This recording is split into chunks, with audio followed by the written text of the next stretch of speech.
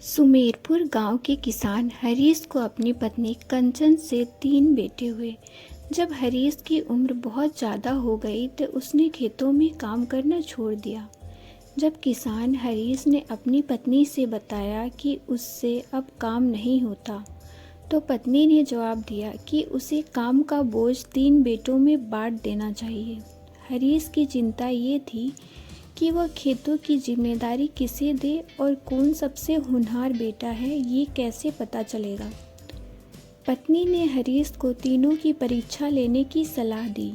इस बात को मानते हुए अगली सुबह हरीश ने तीनों बेटों कमलेश, महेश और जिग्नेश तीनों को बुलाया और बताया कि वह अब खेतों की जिम्मेदारी उन्हें देना चाहता है।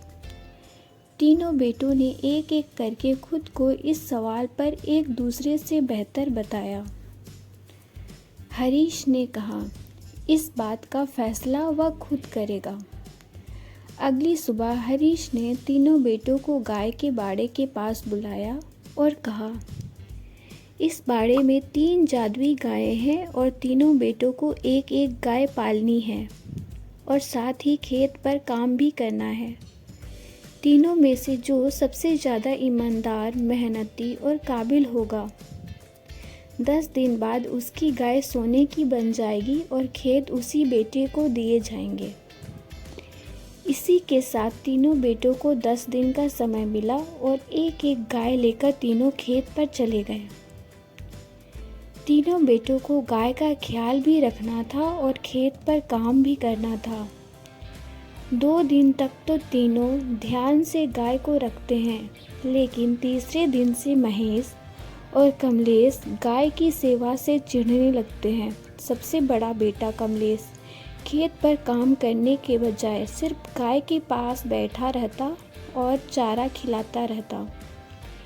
दूसरे बेटे का भी यही हाल था, लेकिन तीसरा बेटा जिग्नेश ईमानदारी से काम करते हुए गाय की सेवा करता और साथ में खेती करते हुए बुआई करने भी जाता।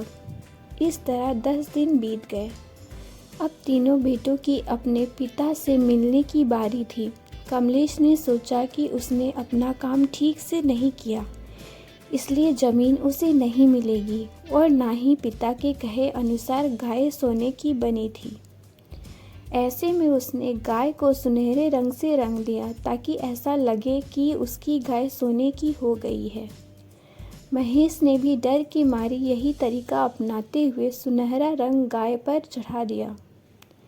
कमलेश और महेश की गाय देखकर पिता कमलेश हैरान रह गया और इसी समय जिग्नेश मौके पर पहुंचा, लेकिन उसकी गाय तो पहले की तरह ही सफ़ेद थी।